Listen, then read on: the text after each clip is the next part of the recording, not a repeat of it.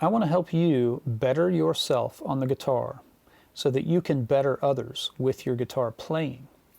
What I mean by that is I want you to be able to play in a way that makes other people sound better, that makes the song better, that makes the gig better, that makes someone's record better. This is the kind of playing that's going to win you an audition versus someone else. It's not going to be who remembers their scales better when it comes time to solo. It's not going to be who has the best technique and can play the fastest. What people are going to remember is how well prepared you are and how you make them sound, okay? This isn't just for people who want a career in music, who want to try to earn money playing guitar. It's for people who, you know, say you learn a lot of stuff on YouTube. Say you watch a bunch of videos on solos and phrasing, and you buy different people's courses and you buy backing tracks from them. Well, to me, a backing track isn't going to show you how to back up somebody else, right? I've played guitar full-time as our only means of income for like 16 years. And I'll tell you, the most important stuff I do is the rhythm playing. It's how I listen to the vocal, how I listen to the drums, how I listen to the bass player, how I listen to other instruments that exist in the same kind of mid-range space that I'm in. How I'm listening and how that informs my playing, and how I use all of that information and still put out stuff that's hooky on the guitar, that draws people in. I have stumbled into my own understanding of like the cage system and scales and modes and triads. I did take like a music theory class in college, and I audited a jazz combo class. Well, I didn't learn anything there. I just was the guitar player in the combo, and they're like, okay, here's a Thelonious Monk chart, go. And it was like being thrown into the deep end, you know, for someone that's completely self-taught. Well, I've come at all these things from an angle that is a little bit different because I'm self-taught, you know? And so I want to offer some of the same kinds of materials that other people offer, but from the perspective of someone who stumbled into it themselves and has used it in such a compelling way as to be able to make a career out of playing guitar. I don't want to just focus on, you know, I'm not going to just have a course on here's the cage system, you know, there's 500 other people that have talked about this, but here's my version. I do want to talk about how what I do sort of works in that space. I want to talk about what I think about when I'm trying to come up with a hook. You know, what do I see on the fretboard in terms of patterns? It's not scale patterns. I'm not a scale guy. And you've probably seen a lot of my playing, and somehow my playing has been compelling enough to enough people to make a career out of it. So what I want to do is come at some of those same topics from the perspective of what kind of emotion does this make people feel?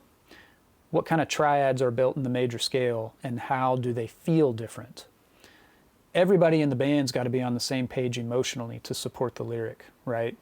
That's what makes a great sideman. If you are tapped into the vibe of the song, the vibe of the lyric, and if everybody's supporting that.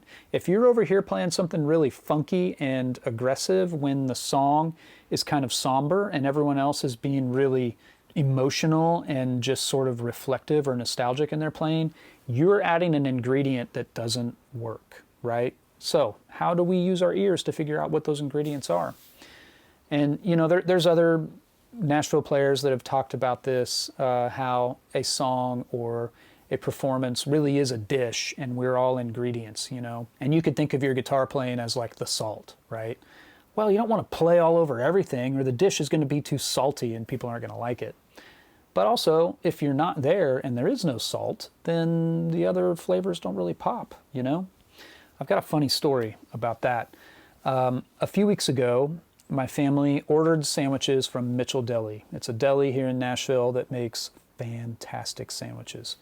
And my wife and all my kids are creatures of habit. I know what they want before they even tell me. They stick with the same thing for the most part. I still check with them just in the off chance, but whatever.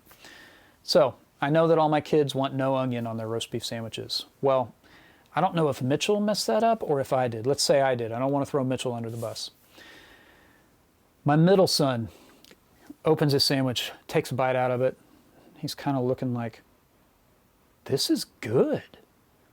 And he doesn't understand why. It's different and it's better, and he doesn't know why. And as he's chewing, he's kind of like, he's a very thoughtful kid. He goes, "This tastes better." And he opens his sandwich and it has onions on it. I was supposed to say no onions. And so I'm kind of like, you know, I was waiting for the, "Oh, I told you, I don't like these." And, you know, I was waiting to have to say, "Just pick them off. Just pick them off and eat it." But he goes, "These are really good. They make the pickles taste so much better."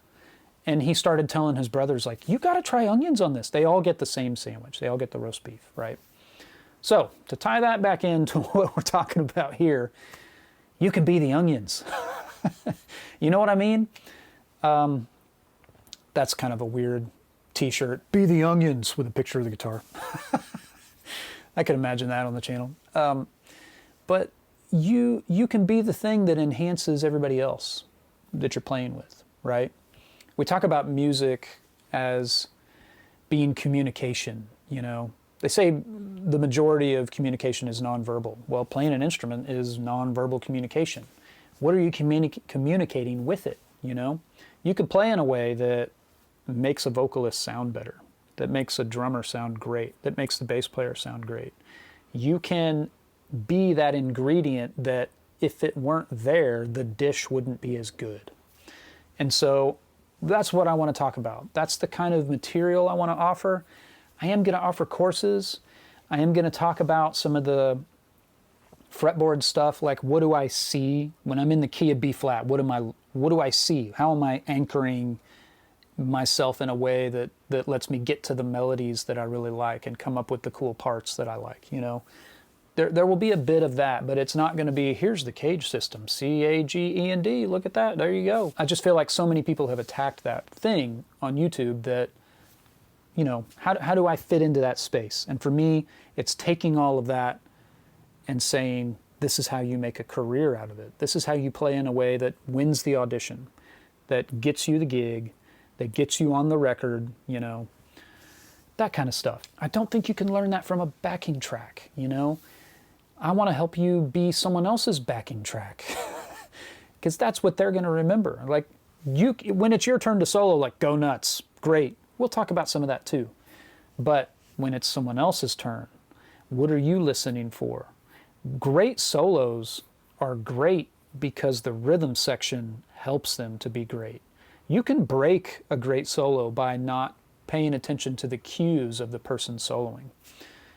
I think everybody understands that. If there's not a dynamic arc that helps the soloist tell their story, it's not going to be as effective. Well, that applies to songs too.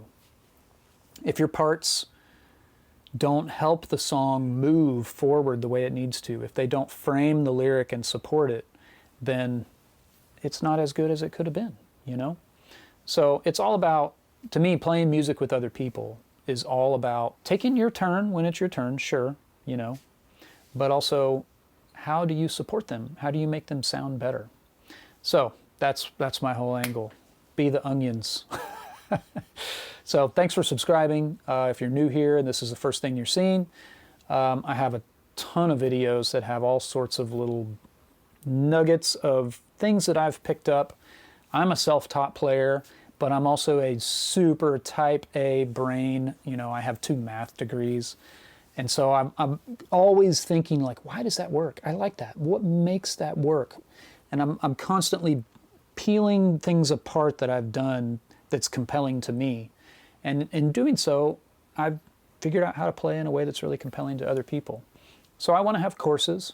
I want to have a place off-site that people can subscribe. I'm going to offer subscriptions at a ultra deep discount to begin with. And then I'm going to work my butt off adding content to make you want to stick around. That's the deal. That's the goal. And we'll take it from there. I'm really excited about how this has grown. I'm excited about the reception that I've had. And yeah, I just want to see it grow, and I want to help you grow as a guitar player. Better yourself to better others. That's the whole deal. So thanks. See ya.